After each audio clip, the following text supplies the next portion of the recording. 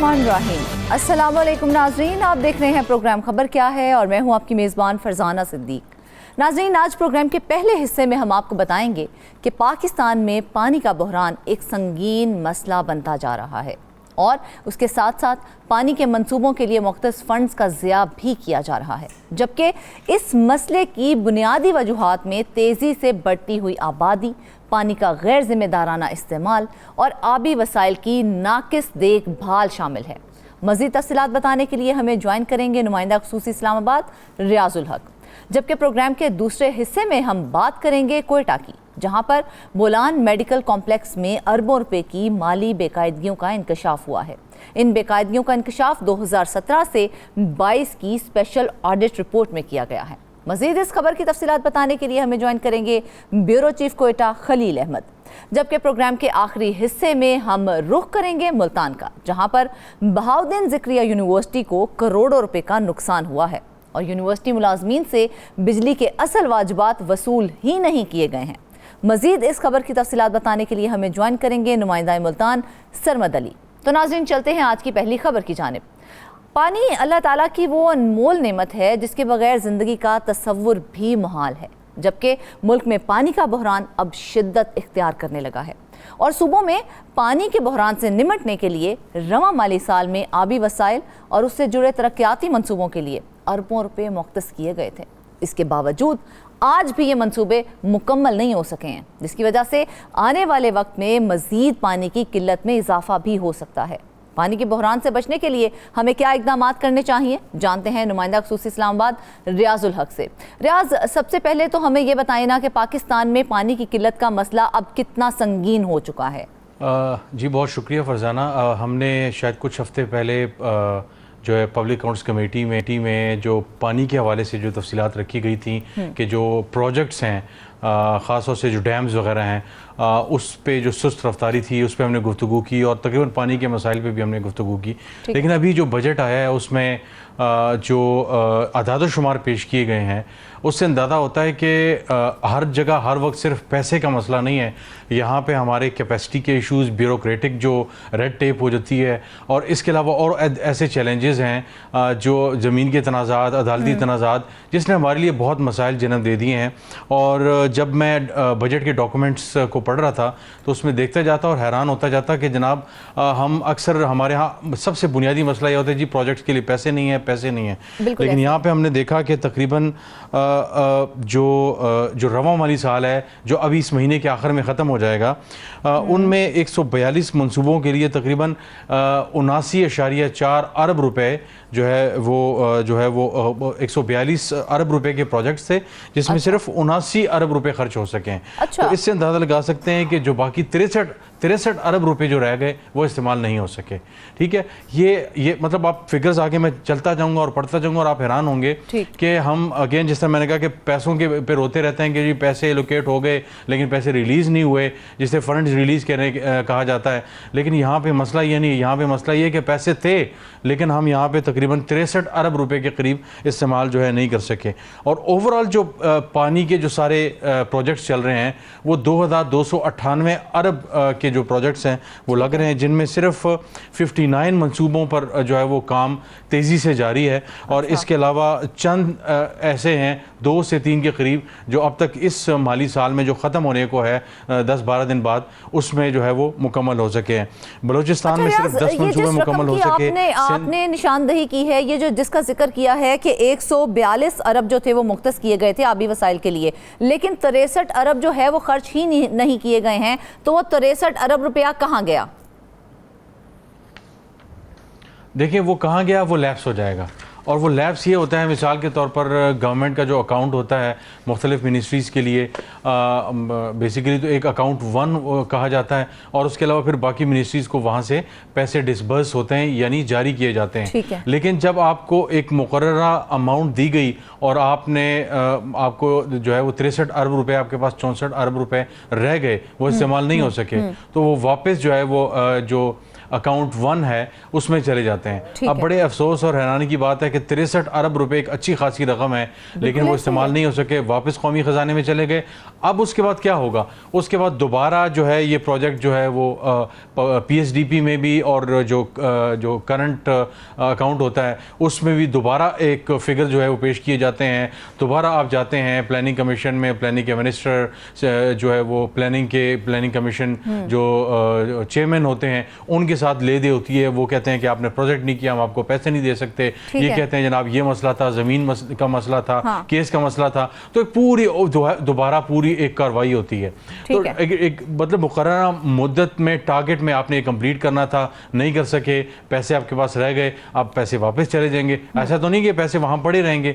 तो throw forward होता है, लेकिन वो बहुत कम प्रोजेक्ट्स का होता है। बहुत बड़े ऐसे जो है वो कई हज़ार अरब के जो प्रोजेक्ट्स होते हैं वहाँ पे थ्रो फॉरवर्ड होता है कि ये प्रोजेक्ट ऐसा है कि जिसकी टाइमिंग आगे पीछे हो सकती है। यहाँ एक और बात बड़ी काबिल गौर है कि अगर हमारे पास इतने फंड्स मौजूद थे, इतनी रकम मौजूद थी, उसके बावजूद भी द्यामर भाषा डैम और मेहमन डैम मंसूबे अब तक मुकम्मल क्यों नहीं हो सके हैं?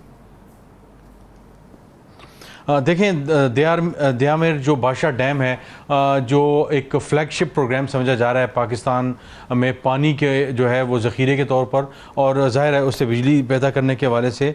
तो अब तक दरअसल जो है 16% उस पर काम हो चुका है। तो आप इससे अंदाज़ा लगाएं कि 16% काम हो चुका है इतने बड़े प्रोजेक्ट पे, जिसकी जो प्लानिंग है वो अच्छी खासी हद तक जा चुकी है, और 30 से 40% उसकी जो फाइनेंशियल डिस्बर्समेंट है वो भी की जा सकी है, लेकिन सिर्फ 15 से 16% उस पर काम हो चुका है। इसी तरह जो दासू हाइडल जो पावर प्रोजेक्ट है उसका जो है वो तकरीबन 21% जो है वो उस पर काम हो चुका है।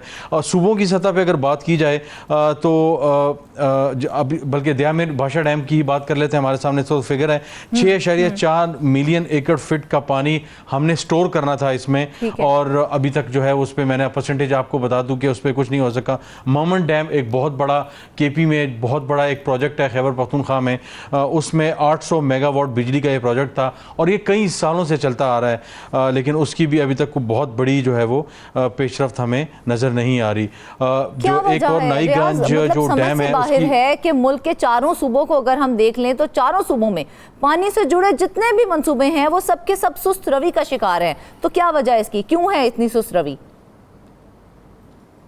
बिल्कुल, सिंध में कराची में जो K4 प्रोजेक्ट है बहुत बड़ा फ्लैगशिप प्रोग्राम, कराची का सिंध की लाइफलाइन समझी जाती है, वहाँ भी यही सूरत हाल है। कच्ची केनाल अगेन एक बहुत बड़ा प्रोजेक्ट था, नहीं हो सका। और जो कच्ची केनाल है वो तकरीबन 30,000 एकड़ ज़री ज़मीन को उन्होंने सैराब करना था, उस पर भी अभी तक बहुत ज़्यादा कोई बड़ी तेज़ी रफ्तार जो है प्रोजेक्ट जो है उस पर डेवलपमेंट हमें नज़र नहीं आ रही। क्यों? बड़ा सवाल ये है। अब हमारे नाज़रीन जो ये प्रोग्राम पिछले 5 मिनट से सुन रहे होंगे, अगला सवाल जहन में आता है कि ये क्यों नहीं हो पा रहा। तो जैसे मैंने कहा कि बहुत सी लोगों से जो बैकग्राउंड डिस्कशंस हुई उसमें जो सबसे इम्पॉर्टेंट बात है वो यही है कि एक तो यहाँ से जो प्रोजेक्ट शुरू किया जाता है वहाँ पे बहुत ज़्यादा गैर ज़रूरी तौर पे इसमें ताख़ीर की जाती है। PC1, PC2, फिर उसके बाद जब आगे मामलात चलते हैं तो PC3 और PC4 भी होता है, लेकिन वो ज़ाहिर तो कंप्लीट होने के बाद होता है। तो PC1, PC2 में बहुत ज़्यादा ले दे होती है, पैसे इधर चले गए। फिर उसके बाद ये कहते हैं कि जनाब अगर इसकी जो अमाउंट है उस जो बढ़ जाए तो कुछ परसेंटेज उसके ऊपर रखी जाती है। इन चीज़ों को ले देकर इतनी ज़्यादा जो है वो बहस और मुबाहिसे और चीज़ें होती हैं, यानी ब्यूरोक्रेसी इतनी ज़्यादा ले दे के इन चीज़ों को चलती है कि वो एक अच्छा खासा पेनफुल मरहला होता है।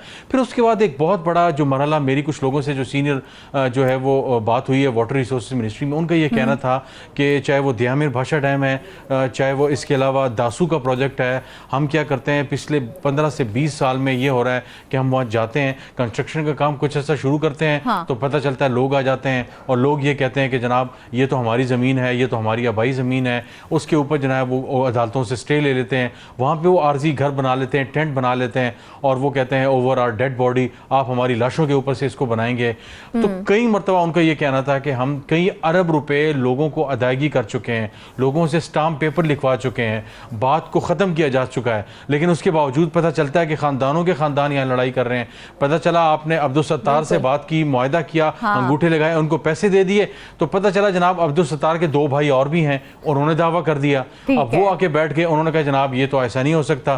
तो ये द्यामिर भाषा डैम में भी हो रहा है, ये मोमन डैम में भी हो रहा है, और इसी तरह और जो ये जो दासू वगैरह के जो प्रोजेक्ट हैं वहाँ भी ये बहुत बड़ा चैलेंज सामने आ रहा है। कराची में सबसे ज्यादा जो है पीने के पानी का मसला है। अगर कराची का K4 मंसूबा मुकम्मल हो जाए तो कितना फ़ायदा हो सकता है, और अगर वो मुकम्मल नहीं हो रहा तो कौन सी ऐसी बेसिक रीजंस हैं जिस पे काबू नहीं पाया जा सकता, हालांकि सबसे ज़्यादा ज़रूरत इस वक्त K4 मंसूबे को मुकम्मल करने की है। देखिए, जब हम ये गुफ्तगू कर रहे हैं तो बजट डॉक्यूमेंट्स ये बताते हैं कि इस हुकूमत ने आइंदा माली साल के लिए ये जो K4 प्रोजेक्ट है, जो जैसे कि अरबों जो है जो रुपए का प्रोजेक्ट है, सिर्फ 3.2 अरब रुपए रखे हैं।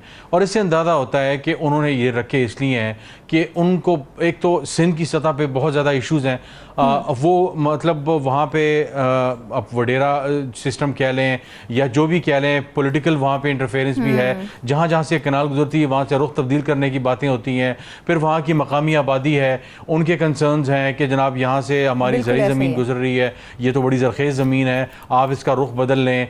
इसके अलावा जो दूसरे प्रोजेक्ट की पेचीदगियाँ हैं वो बहुत ज़्यादा लंबी हो जाती हैं, तो उसका नुकसान ये होता है कि अब सबसे बड़ा नुकसान ये है कि 3.2 अरब रुपए रखे गए, और यकीनन अगले साल अगर शायद हम गुफ्तगू कर रहे हों तो इसकी न सिर्फ जो कॉस्ट है वो शूट कर चुकी होगी, कॉस्ट ओवररन हो चुका होगा, मजीद कॉस्ट जो है वो दोबारा नहीं बढ़ेगी। मुकम्मल हो सकेगा? नहीं, बिल्कुल 3.2 अरब से ही पता चलता है कि यहाँ जो वाकई हुकूमत है उसको अंदाज़ा है कि सिंध हुकूमत इस मामले को बहुत ज़्यादा उस अंदाज में नहीं ले पाएगी, क्योंकि जैसे मैं कह रहा हूँ कि ये 3, 4, 5 मंसूबे K4 जैसा प्रोजेक्ट, कच्ची कैनाल का जो प्रोजेक्ट है, ये फ्लैगशिप प्रोजेक्ट्स हैं। हज़ारों एकड़ कनाल इससे जो है वो सैराब होंगी, और जो K4 प्रोजेक्ट है ये पूरी कराची के लिए वो जितना सीरियस है उसे उतना ही नॉन सीरियस लिया जा रहा है, बिल्कुल फोकस नहीं किया जा रहा, और आने वाले दिनों में तो हमें मजीद पानी के बहरान का सामना भी करना पड़ सकता है।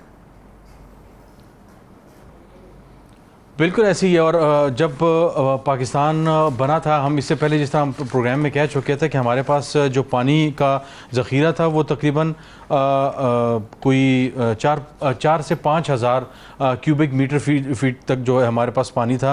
अब वो तकरीबन जो पर कैपिटा वाटर जो अवेलेबिलिटी है वो 1000 तक आ चुकी है, और ये 2018 की नेशनल वाटर पॉलिसी का फिगर है। आप अंदाज़ा लगाएं, ये 2025 में हम बात कर रहे हैं, तो 1000 पर कैपिटा क्यूबिक वाटर जो फीट है उसकी पानी की जो है वो सलाहियत आ चुकी है। तो पर कैपिटा वाटर अवेलेबिलिटी जो है 1000 से कम हो गई है, और मैं ख्याल जब हम बात करें 2025 में ये शायद 500-600 तक आ चुकी हो। इस्लामाबाद में तकरीबन मेन इस्लामाबाद को छोड़ के जो मज़ाफ़ाती इलाके हैं वहाँ पे तकरीबन 600-700 मीटर तक जो है वो पानी नीचे जो है वो जा चुका है, और ये तकरीबन 30-40 साल पहले तक यहाँ पे आपको 100 से जो है वो 70-80 फुट के अंदर आपको पानी मिल जाता था। और ये तकरीबन हर जगह ये सूरत हाल है कि जो बड़े शहर हैं वहाँ पे जो पानी है बहुत नीचे जा रहा है। हमारे जो नेचुरल एक्विफर्स हैं वो डिस्टर्ब होना शुरू हो गए हैं, और लोगों ने बाद जगहों पे जो बड़ी मशीनरी होती है उसको इस्तेमाल करना शुरू कर दिया है। आप हमें सारा सिनेरियो बता रहे हैं, और पानी के ज़खायर में जिस तेज़ी से कमी आ रही है, तो पानी के इस बहरान से कौन कौन से मज़ीद मसाइल पैदा हो सकते हैं? देखिए, इसमें तो दर्जनों मसाइल पैदा हो सकते हैं। इससे हमारी जो सबसे बड़ी हमारी 60 से 70% या 50% कह लें, अब हम इंडस्ट्री वगैरह भी आ गई हैं, हमारा जो इन्हिसार है वो ज़राअत पर है। हमारी जो हालांकि इस बजट में हमें पता चला एक नेशनल इकनॉमिक सर्वे से कि 13% इस दफ़ा जो हमारी क्रॉप्स की या फसलों की जो ग्रोथ थी, जो कॉटन था, जूट था, इसके अलावा और 2-3 फसलें हैं गंदम वगैरह, और जो दूसरी अजनास हैं वो उनकी 13% जो है वो ग्रोथ कम हुई है। तो पानी की अवेलेबिलिटी बहुत बड़ा चैलेंज है। एक तो हमारा जो सबसे बड़ा सेक्टर मुतासर होगा वो हमारा ज़री जो है वो सेक्टर है वो मुतासर होगा। फिर इसके अलावा जो हमारी इंडस्ट्रीज़ है, हमारी इंडस्ट्रीज़ भी उसके लिए पानी चाहिए, चाहे वो हमारे कॉटन की इंडस्ट्री है, चाहे वो जो दूसरी जो मैन्युफैक्चरिंग इंडस्ट्री है, वहाँ पे पानी की अच्छी खासी ज़रूरत है। तो हमारी वो इंडस्ट्री भी डिस्टर्ब होगी, चाहे हम सब्सिडी दे दें, चाहे हम जो कुछ कर लें। पानी तो एक कुदरती चीज़ है। अब पूरे कराची में जो टैंकर माफिया है वो एक पूरा माफिया जो है वो बन चुका है और कई कई हज़ार रुपए के जो है वो टैंकर्स बिक रहे हैं। हाँ। लेकिन K4 जैसा प्रोजेक्ट है उसको मुकम्मल नहीं होने दिया जा रहा या मुकम्मल नहीं हो रहा। इसमें ब्यूरोक्रेसी इन्वॉल्व है, इसमें टैंकर माफिया इन्वॉल्व है, इसमें कौन लोग शामिल नहीं हो पा रहा है, इसके पीछे टैंकर माफिया का हाथ हो सकता है।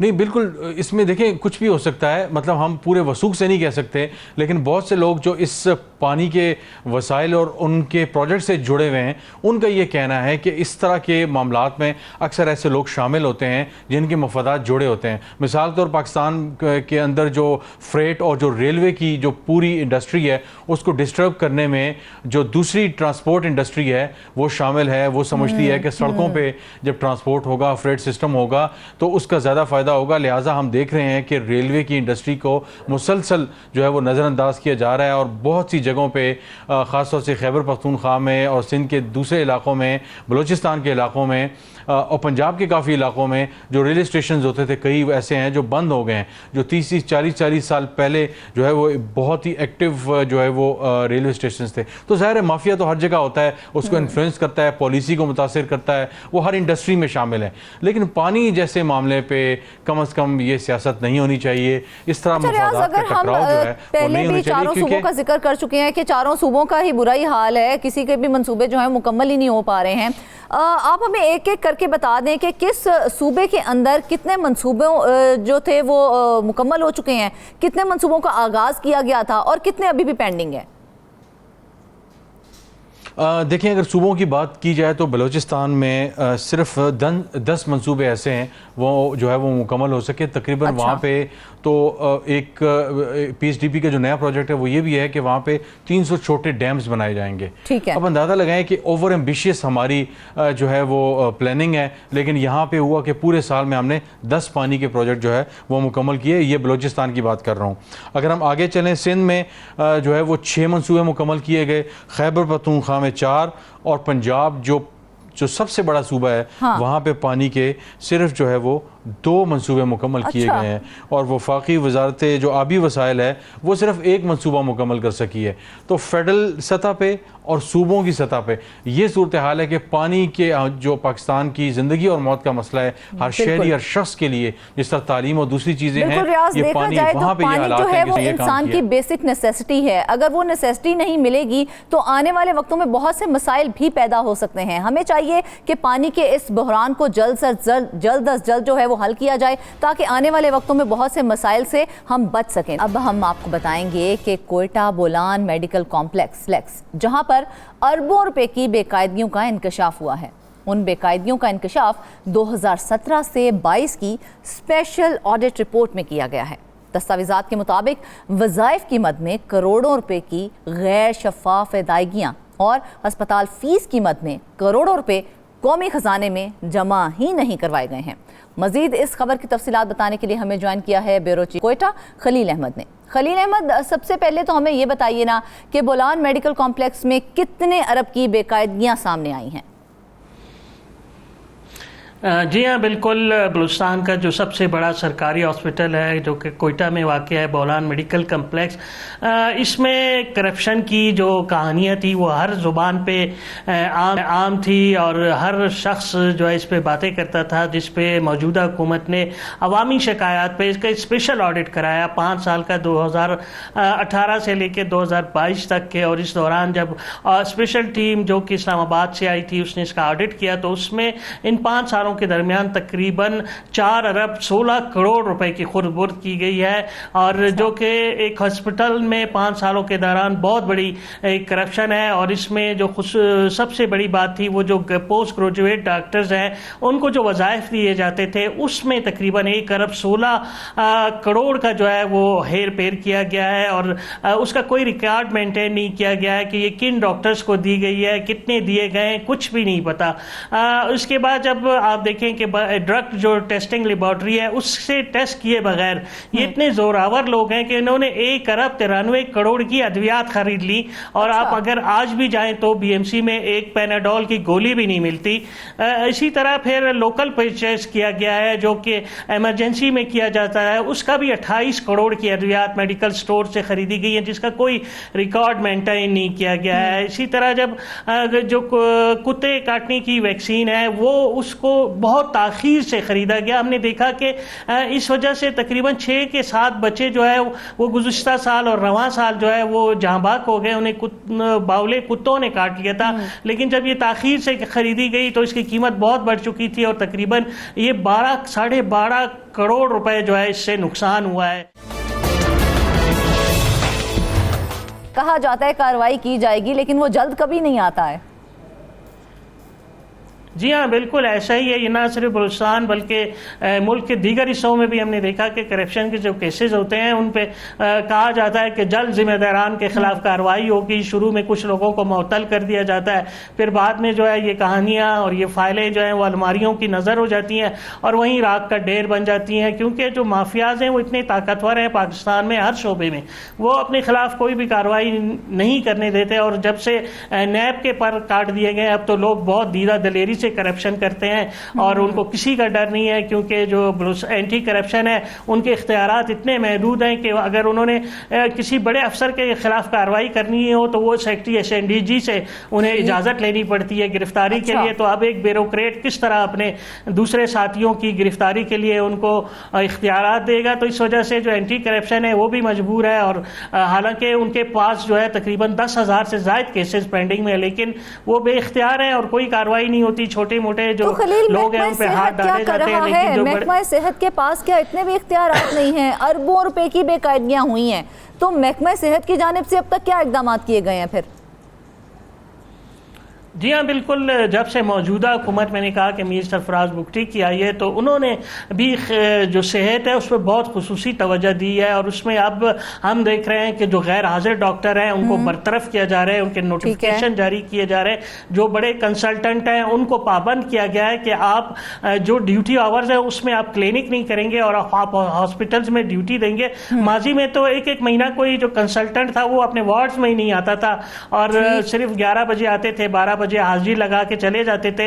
इसके अलावा हमने देखा कि सैकड़ों की तादाद में नर्सिस और जो पैरामेडिकल स्टाफ थे गैर हाजिर, उनको भी नौकरियों से अब बरतरफ कर दिया गया है। तमाम अस्पतालों की तज़ीन और आराइश की जा रही है कि लगे कि ये हॉस्पिटल है ना कि कोई बूथ बंगले हैं। उसमें तरक्याती काम बड़े ज़ोर शोर से जारी है, लेकिन अब भी अद्वियात और डॉक्टरों की जो रवैया है उसका मसला है। लेकिन अब उसकी भी कोशिश की जा रही है कि अच्छे लोगों को हायर किया जाए। बड़े बड़े कॉन्ट्रैक्ट्स दिए जा रहे हैं, 6-6 लाख 7-7 लाख पे डॉक्टर्स को ऑफर्स की जा रही है। तो तमाम सूबों के डॉक्टर्स को ये ऑफर दी गई हैं कि वो आए और बलूचिस्तान में जो है ड्यूटीज़ करें और जो लोगों को सेहत की सहूलियात हैं वो फराम करें।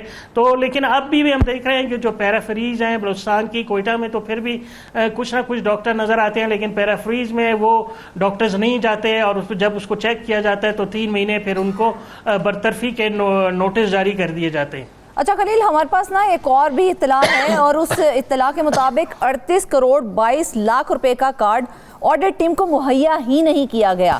तो उसके ऊपर क्या जवाब पेश किया गया, क्या मौक़िफ़ दिया गया, क्यों नहीं पेश किया गया? जी बिल्कुल, मैंने कहा ना कि जो माफिया है वो इतना ताकतवर है, उन्होंने 38 करोड़ रुपए तो खर्च कर दिए और किस मद में किए ये कुछ कोई उसका डॉक्यूमेंट नहीं है, कोई उसके वोचर्स नहीं है, कुछ भी नहीं है। और जो बारहा जो ऑडिट पार्टी है उनसे तलब करती रही कि भाई हमें इन 38 करोड़ के अखराजात का जो है आप वोचर, तो वो बहाने बनाते रहे और बाद में कहा कि गुम हो गया, कोई कह रहा है कि चोरी हो गया, और कह रहा है किसी ने कहा कि हॉस्पिटल में आग लग गई थी तो इस वजह से वो रिकॉर्ड जल गया। वो उसको नहीं फ्राहम किया गया, जिसके बाद जो है फिर ऑडिट टीम जो थी उन्होंने ये पैरा बनाया और जिसमें जिक्र किया गया कि उन्हें 38 करोड़ रुपए का जो रिकॉर्ड है वो फराहम नहीं किया गया। अच्छा, कहा जा रहा है ये जो रिपोर्ट पेश की गई थी उसे मजीद तहकीकात के लिए पब्लिक अकाउंट्स कमेटी के सुपुर्द कर दिया गया है, तो उनकी तहकीकात अब कहाँ तक पहुंची हैं? जी, जैसे कि पब्लिक अकाउंट्स कमेटी है उसके पास भी बेपनाह केसेस हैं, ऑडिट पैरेज हैं और बलूचिस्तान में जो है वो करप्शन हर शोबे में, सेहत में नहीं, आप जिस शोबे में देखें वो करप्शन की इंतहा है। और जब हम पब्लिक अकाउंट्स कमेटी के इजलास होते हैं उसमें जाते हैं तो हैरान रह जाते हैं कि एक छोटे सा डैम है जो कि कोयटा से सिर्फ 50 किलोमीटर है, मांगी डैम है, वो गुज़श्ता 7-8 साल से बन ही नहीं रहा। उसकी जो इब्तदाई कास्ट थी वो 70 से 80 करोड़ थी, अब वो जो है ना 15 से 20 अरब भी क्रॉस कर गया और अभी तक जो है वो मुकम्मल नहीं हो रहा। और इस साल भी उस मांगी डैम के लिए जो है बजट में पैसे रखे गए हैं और जो ठेकेदार है वो इंतहाई ताकतवर है और वो ना सूबाई हुकूमत के बस में है ना वफाकी हुकूमत में बस में, और उसका यही कहना है कि इख्तियारात नहीं है कि इन पे काबू पाया जा सके। इख्तियारात तो हैं लेकिन उनका इस्तेमाल जो है ना, मैंने कहा कि वो बहुत ज़रूरी है। हम देखते हैं कि वो जो ऑफिसर्स हैं उनको बड़ी तो जो सख्ती से ताकीद की जाती है। इनको इख्तियारात भी तो तफवीज़ किए गए थे, वो कब इस्तेमाल में लाएंगे? क्या बस इदारे बना दिए और छोड़ दिए, कोई कारकर्दगी नहीं दिखानी क्या इन्होंने? बस इदारे तो बना दिए हैं और उनमें भी कौन लोग हैं आपको पता है। पब्लिक अकाउंट्स कमेटी में भी तमाम पार्टियों के लोग होते हैं और जो लोग करप्शन में मुलविस हैं उनका भी ताल्लुक इन सियासी पार्टियों से निकल आता है और फिर वो अपने असर रसूख पे जो है ना, वो जो अपने खिलाफ कार्रवाई होती है या जो उनके खिलाफ नोटिस जारी किए जाते हैं वो उनको दबा लेते हैं और फिर मामला तहकीकाती कमेटियों को चला जाता है और ये तहकीकाती कमेटियाँ फिर महीने नहीं बल्कि सालों जो है वो तहकीकात ही करती रहती हैं, उनका कोई नतीजा सामने नहीं आता है। माजी में हमने देखा तहकीकात चलती रहती हैं, उस पर जो नतीजा है वो हमें कभी भी देखने को नहीं मिला है। जी हाँ, बिल्कुल। अगर आपने किसी चीज़ को सर्द खाने की नज़र करना है तो फिर आप वो चीज़ आप कमेटी को दे दें, फिर कमेटी जो है वो आला सतही कमेटी है, फिर उनका महीनों में 6 महीनों में साल में एक इजलास होता है, उसमें कभी कोई कमेटी का मेंबर नहीं होता, कभी जो जिनके खिलाफ करप्शन के इल्ज़ाम होते हैं वो नहीं होते, वो मेडिकल पेश कर देते हैं। तो फिर ये सिलसिला चलता रहता है और फिर इसकी शिद्दत या इसकी हिद्दत कम हो जाती है तो फिर लोग ये भूल जाते हैं और फिर मामले जो है वो साइड लाइंस पे तय हो जाते हैं और फिर ये जो फाइलें हैं करप्शन की ये फिर अलमारियों या सरद खाने की नजर हो जाती है। और ये बहुत बड़ी बदकिस्मती है। देख रहे हैं कि हजारों नहीं, लाखों नहीं, ये बेकायदगियां जो हैं वो अरबों रुपए तक पहुंच चुकी हैं। अगर इसी तरह से बेकायदगियां होती रही तो फिर किस तरह से काबू पाएंगे हम महकमा सेहत के मसाइल पर? बिल्कुल, इसके लिए एक महकमा सेहत के जो मसाइल हैं उन पे आपको फोकस करना होगा। जो ईमानदार लोग हैं, जो काम करना चाहते हैं, जो डॉक्टर्स हैं, जो कि महकमा सेहत के ऑफिसर्स हैं, ईमानदार और अच्छे ऑफिसर्स हैं, जो चाहते हैं कि हम जो महकमा सेहत है उसकी हालत को सुधारें, लोगों को रिलीफ मिल सके, उस पर मुश्तमिल एक टीम आपको बनानी पड़ेगी। और वाकई इस दफ़ा हमने देखा कि ईद कुर्बान पे मुख्तलिफ उस पर जो हॉस्पिटल से उस पर जो चाहे सेक्रेटरी सेहत की एक टीम थी, सूबाई वजीर सेहत की एक टीम थी और एक डीजी हेल्थ की टीम थी जिन्होंने तमाम अस्पतालों पे छापे मारे और ईद पे जो भी डॉक्टर गैर हाजिर थे उन सबको शोकाज नोटिस किए गए और जो कॉन्ट्रैक्ट डॉक्टर्स थे उनको जो है नौकरियों से फारिग कर दिया गया। और उस पर यही कहा गया कि हम जो है लोगों की जो सेहत है उस पर कोई कंप्रोमाइज़ नहीं करेंगे, हम आपको लाखों रुपए सैलरी की मद में दे रहे हैं तो आपको ड्यूटी करना होगी। और इसी तरह अब जिस तरह जो लोग हैं बलूचिस्तान के अंदरूनी बलूचिस्तान के लोग हैं और वो वहाँ के डोमिसाइल पे या लोकल पे जो है आते हैं, सीटें लेते हैं मेडिकल के, उन तमाम की जो अब जब वो अपनी जॉब कंप्लीट करते हैं तो उनके डिस्ट्रिक्ट्स में उनकी ड्यूटियाँ लगाई जा रही है, उनसे बॉन्ड भरवाए जा रहे हैं कि आप अगर जब कंप्लीट करेंगे तो आप कम अज़ कम 5 साल तक अपने डिस्ट्रिक्ट में ड्यूटी करेंगे। तो इस वजह से ये है कि अब काफ़ी जो पैराफेरीज हैं उनमें भी हॉस्पिटल बड़े बड़े बन रहे हैं, उसमें डॉक्टर्स जो है बैठ रहे हैं, वहाँ ऑपरेशन शुरू हो गए बाकायदा। आज से 3-4 साल पहले तो कोयटा के अलावा आप सोच ही नहीं सकते थे कि अंदरूनी बलूचिस्तान किसी भी जो हॉस्पिटल में एक छोटी सी सर्जरी हो जाए, तो कोई भी इंसिडेंट होता था छोटा सा, सिर्फ उसको मरहम पट्टी करके फौरी तौर पे कोयटा रेफर कर दिया जाता है, और उसमें जो है दर्जनों जो मरीज थे या एक्सीडेंट के मरीज होते थे वो रास्ते में ही दम तोड़ जाते थे, क्योंकि कोई सहूलियात ही नहीं थी और ना ही डॉक्टर वहाँ होते थे। लेकिन अब इस पर तवज्जो दी जा रही है कि डॉक्टर्स भी मौजूद हों, पैरामेडिकल भी स्टाफ हो, और अब एक डिजिटलाइज सिस्टम है कि तमाम एक कैमरे लगाए जा रहे हैं और उन कैमरों से जो है उसको मुंसलिक किया जा रहा है और एक बहुत बड़ा कंट्रोल। अच्छा खलील, ये जो तमाम इक़दाम आप हमें जिससे आगाह कर रहे हैं, ये जो तमाम इक़दाम उठाए जा रहे हैं, आप क्या समझते हैं आने वाले दिनों में महकमा सेहत की कोई शक्लो सूरत बेहतर हो सकती है? उम्मीद पे तो दुनिया कायम है। देखें, हमें भी उम्मीद है कि शायद हो जाए, लेकिन एक वज़ीर आला की मैंने आपको मिसाल दी कि उन्होंने कहा कि मैं बेबस हूँ और कुछ पता नहीं है। बलूचिस्तान में जो है ना हुकूमतें तब्दील होते हुए कोई वक्त नहीं लगता, और जो हालात है यहाँ पे मखलूत हुकूमतें होती हैं और 4-4 पार्टियों की होती हैं, तो किसी को भी जो वज़ीर आला होता है वो बेचारा बड़ा बेबस होता है कि क्योंकि अगर थोड़ा सा भी वो करप्शन के ख़िलाफ़ या दीगर जो चीज़ें इस सूबे में गलत हो रही हैं उनके खिलाफ जाता है, तो एकदम से जो मखलूत पार्टियां हैं वो उनको जो है ना फिर धमकियां देती हैं कि हम अब हुकूमत से अलग हो जाएंगे। बिल्कुल ऐसे ही, और इंतहाई अफसोस का मुकाम है देखा जाए तो। अरबों रुपए की बेकायदगियां, वो भी महकमा सेहत जैसे इदारे में। अगर ये इसी तरह से चलता रहा तो गरीब आवाम कहाँ जाएगी? अब हुकूमत को चाहिए कि बेहतर इकदाम इस हवाले से उठाए जाएं। वापस आएंगे ब्रेक के बाद। वेलकम बैक नाजरीन, रुख करेंगे हम मुल्तान का। आपको बताएं कि मुल्तान की बहाउद्दीन ज़िक्रिया यूनिवर्सिटी को करोड़ों रुपए के नुकसान का इंकशाफ हुआ है, जबकि यूनिवर्सिटी मुलाजमीन से बिजली के असल वाजिबात वसूल ही नहीं किए गए हैं। और ऑडिट रिपोर्ट के मुताबिक अंदरूनी निज़ाम की कमज़ोरी से यूनिवर्सिटी फ़ंड को नुकसान पहुँचा है। मज़ीद इस खबर की तफसीलात बताने के लिए हमें ज्वाइन नुमाइंदा मुल्तान सरमद अली ने। सरमद, सबसे पहले तो हमें ये बताएं ना कि बिलों की कम वसूली क्यों हुई है? क्या हर रिहायशी घर का अलग मीटर नहीं लगाया गया था?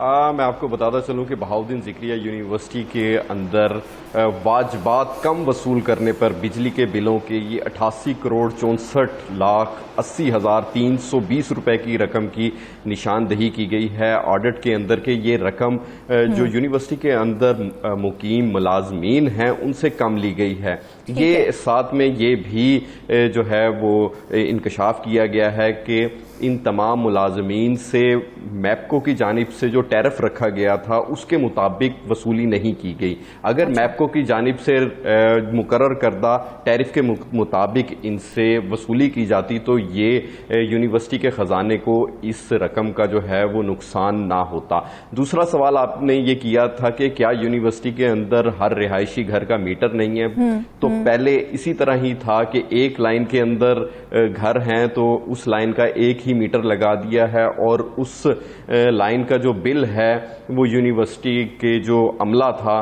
वो डिसाइड करता था कि किस घर पे कितने यूनिट डालने हैं और जो है उनसे इस तरह से बिजली के बिल वसूल किए जाते थे। 88 करोड़ रकम जो है वो कम वसूल की गई है, तो क्या ये जो 88 करोड़ की कम वसूली की गई है इसके जिम्मेदारों का कोई तायुन किया गया है अब तक? जिम्मेदारों का तयन पाकिस्तान के अंदर अफसोस की बात यह है कि काम हो जाते हैं लेकिन जिम्मेदारों का तयन नहीं किया जाता, कभी भी नहीं होता। पेटी भाई को बचाने की मुकम्मल कोशिशें की जाती हैं, किसी एक के ऊपर इल्ज़ाम नहीं डाला जाता, सिर्फ इल्ज़ाम ये रखा जाता है जिस तरह के इस केस के अंदर है। इनकी जानिब से इस पैरे का ये जवाब दिया गया कि हमारे पास टोटल जो है वो बिजली के वाजिबात वसूल करने का मैकेनिज्म नहीं था। हम इस मैकेनिज्म को पूरे एक प्रोग्राम बना रहे हैं जिसके तहत प्रॉपर तरीके से जो है वो रिकवरीज की जाएंगी और आइंदा से जो है वो यूनिवर्सिटी को इस तरह का खसारा नहीं होगा। ये जो कम वसूली की जाती है तो फिर इसको पूरा किस तरह से किया जाता है, किस तरह से? और खाली क्या स्टूडेंट्स के ऊपर ही बोझ डाला जाता है, उनकी फीस ही ज्यादा की जाती है? फीस तो मुख्तलिफ वजूहात की वजह से ज़्यादा की जाती है। उनके अंदर एक वजह यह भी आप शामिल कर सकते हैं, लेकिन इस वजह को दूर करने के लिए जो लोग हैं दूर करने के लिए क्या किया जाता है? कसूरवार ना ठहराने खसारा दूर करने के लिए इनकम जनरेट करने के जो मुख्तलिफ तरीके हैं उनका इस्तेमाल किया जाता है। जैसे कि यूनिवर्सिटी के अंदर कैफेटेरियाज हैं, उनकी नीलामी होती है, उसके अच्छी रकम आती है। इसके अलावा यूनिवर्सिटी के अंदर ज़रई अराजी है जो कि ठेके पे दी जाती है, लेकिन वो भी लोगों को नवाजने के लिए दी जाती है। अच्छा। इससे भी अच्छी खासी रकम जो है वो वसूल की जाती है।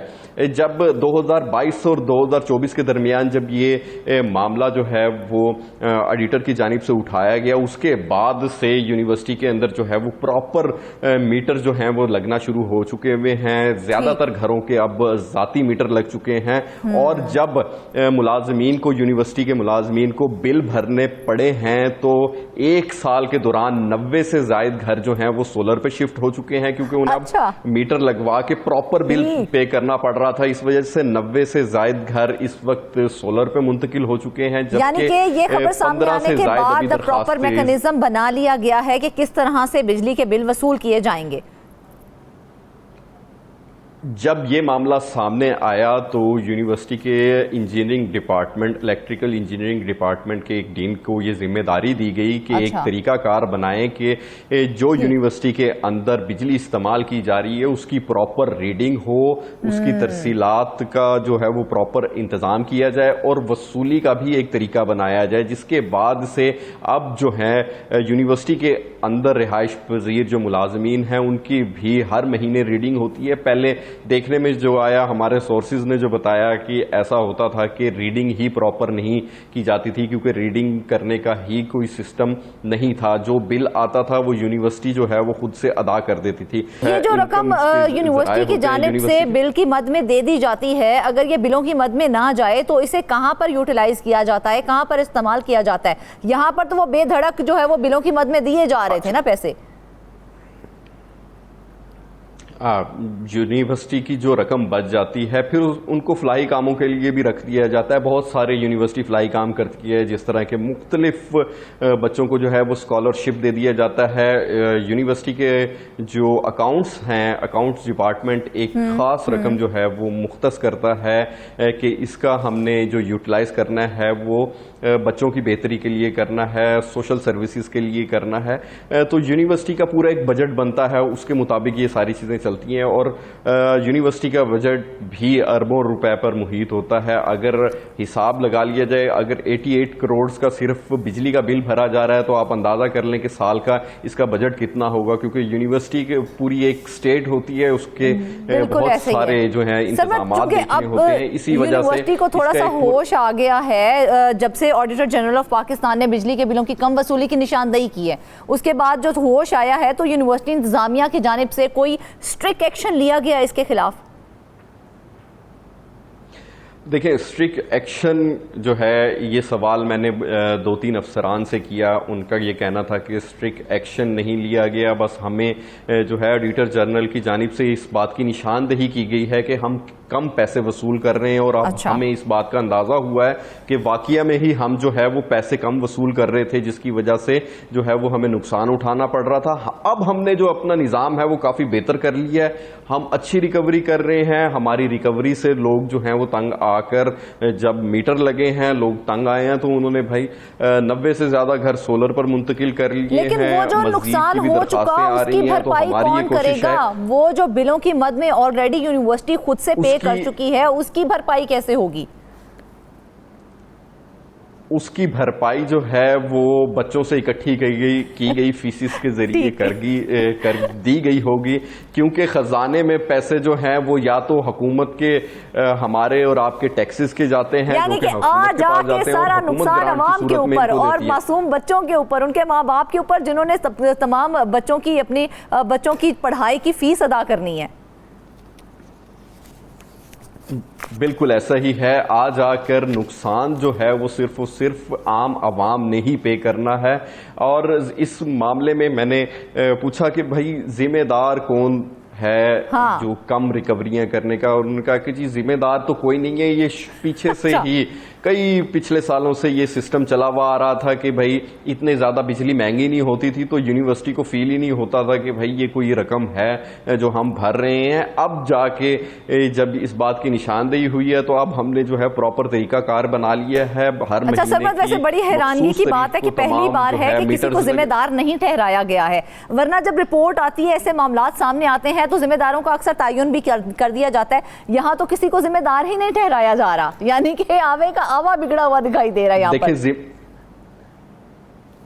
जिम्मेदार उस सूरत में ठहराया जाता जबकि उस सूरत में होता जब एक प्रॉपर मीटर्स लगे हुए होते। यूनिवर्सिटी के अंदर जो मीटर्स थे वो इंतहाई कम तादाद में लगे हुए थे। एक एक घर के लिए जो 10-10 घरों के लिए सिर्फ 1 मीटर इस्तेमाल हो रहा होता था। इस वजह से इस जिम्मेदारों का तयन करना जो है किसके जिम्मे ज्यादा बिल बनता है ये भी नामुमकिन था। और दूसरी बात कि इतना ज्यादा जो है वो तरीकाकार नहीं बनाया गया था। लेकिन वक्त गुजरने के साथ साथ जिस तरह निज़ाम में बेहतरियाँ आती हैं तो यूनिवर्सिटी के अंदर भी ये बेहतरी अब आती जा रही है कि हर एक जो डिपार्टमेंट है या हर एक घर है उसका अलग से जो मीटर है वो लगाया जा रहा है। और यूनिवर्सिटी के अंदर रहने वाले जो मुलाजमीन हैं उनकी जानिब से भी जो खर्चे हैं उनको बचाने के लिए सोलर पे मुंतकिल हो रहे हैं वो लोग। पहले ऐसा नहीं था। हमने खुद यूनिवर्सिटी के अंदर देखा है कि विंडो एसी दरवाजे खोल के जो है वो आवाम इस्तेमाल कर रही होती थी। यूनिवर्सिटी के हॉस्टल्स के अंदर भी कूलर्स का बेदरेग इस्तेमाल किया जाता था। अब जो है वो काफ़ी ज़्यादा पाबंदियाँ लगती जा रही हैं क्योंकि बिजली के बिल जो हैं वो काफ़ी ज़्यादा बढ़ते जा रहे हैं, जिसको कम कंट्रोल करने के लिए यूनिवर्सिटी के अंदर चले बहुत अच्छी बात है। हमारा मकसद ही इन मामलात को, इन तमाम इश्यूज को करने का यही होता है कि उसके ऊपर कोई एक्शन लिया जाए। अब चूंकि ऑडिटर जनरल ऑफ पाकिस्तान की जानिब से जब बिजली के बिलों की कम वसूली की निशानदही की गई है तो यूनिवर्सिटी इंतजामिया को भी थोड़ा होश आया है और इसका प्रॉपर मैकेनिज्म तैयार किया जा रहा है, जो कि एक बहुत अच्छी बात है। नाज़रीन, इसके साथ ही आज के प्रोग्राम से बस इतना ही। ढेर सारी दुआओं में याद रखिएगा। इजाज़त दीजिए, अल्लाह हाफ़िज़।